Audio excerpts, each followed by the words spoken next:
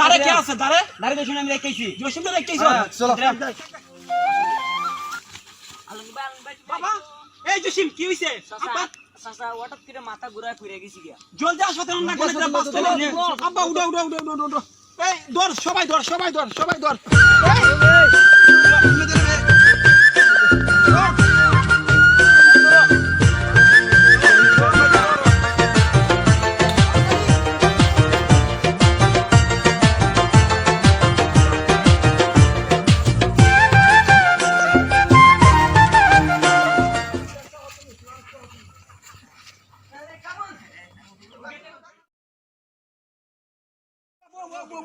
বসা বসা আলুদ্দিন ভাই বসা বসা ডাক্তার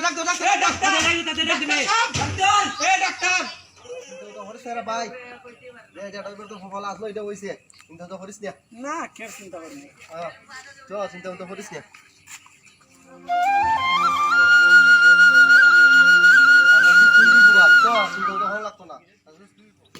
আলুদ্দিন ভাই বাবার তো চিকিৎসা নিলাম বাবা মোটামুটি সুস্থ ঠিক আছে আর হাসপাতালে রাখিয়া খরচা বাড়ায় লাভ নাই ঠিক আছে আমরা বাইক নিয়ে বাবার সেবা করবো ঠিক আছে এবার ধীরে ধীরে বাইক মধ্যে সুস্থ হয়ে উঠবেন ঠিক আছে চলো আমরা বাইকে নিয়ে যাই ব্যবস্থা করো ব্যবস্থা করো তাড়াতাড়ি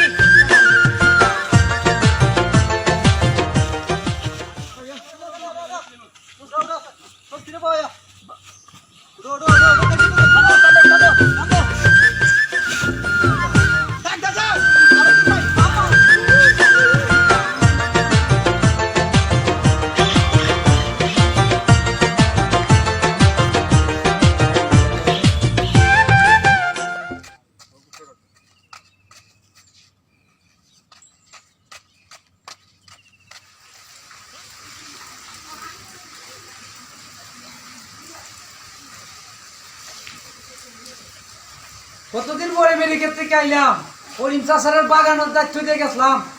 করিম চাষা কিতাব বাগানের দায়িত্ব পালন করছে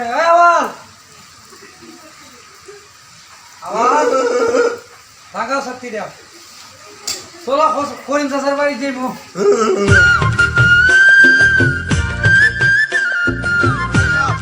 উজ্জ্বল আপনার একটা কথা হইতে আসলাম বলে একটা কথা না হাজারটা কথা বলো আচ্ছা বলতেছি বিষয়টা ওই হরিম চাচা নিয়া হ্যাঁ আমার ম্যানেজার ও আপনার ম্যানেজার কতবার বলছি আপনি ম্যানেজার দায়িত্ব আমার দিতেন আপনি অনেক উপহার আইতো না আমার কথা আপনি শুনছেনই না আচ্ছা যান বিষয়টা হলে সাহেব বুঝি অনেক কাজে ফাঁকি দিয়ে পাখি দেখা যে শুধু তাই না তার একটা ছেলেদের নাম কি আলমগীর আলমগীর আলমগীর ও নাকি মানুষের কাছে বলে বেড়ায় যে যত আপনার বাগান আছে ওই বাগান সব নাকি ওর বাবার নামের পুর বাগান ও আমি তো শুনে আমার মাথা সব নষ্ট হয়ে এই জন্য আপনাকে আমি খবরটা জানাতে চাইছিলাম আমি ওরে অত টাকা বেতন দেই বাগান দেখবার লাগি আর ও বুঝি ওই টাকা ফুলারা খাওয়াই নেই তা করে এখন শুনলাম কলিম চাচা বাগানের মধ্যে নাকি মাথা ঘুরে পড়ে গেছে তার বাতিটা তাহলে বাসায় নিয়ে গেছে আচ্ছা তাহলে চলো কলিম চাচারি দেখতে আসি যাই নাই চলো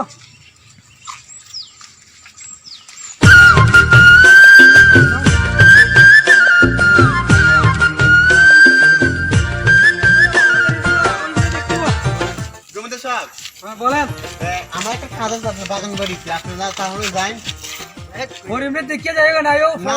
আমি তো দেখতে পারবো আমি একটা হাসাই আচ্ছা ঠিক আছে যাও তোমার খাদ্য আসসালামু আলাইকুম ওয়ালাইকুম সালাম জমিদার সাহেব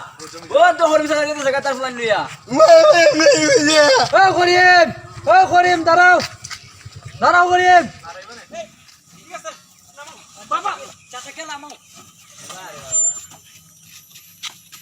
নিয়ে আসো দাঁড়াও করিম তোমার সাথে আমার বোঝাপড়া আছে আমি যখন আমেরিকা গেছিলাম তোমার আমার বাগানের দায়িত্ব দিয়া আমি আমার ঘুরে এই মাইসে কত ধরে তুমি বাগানের মধ্যে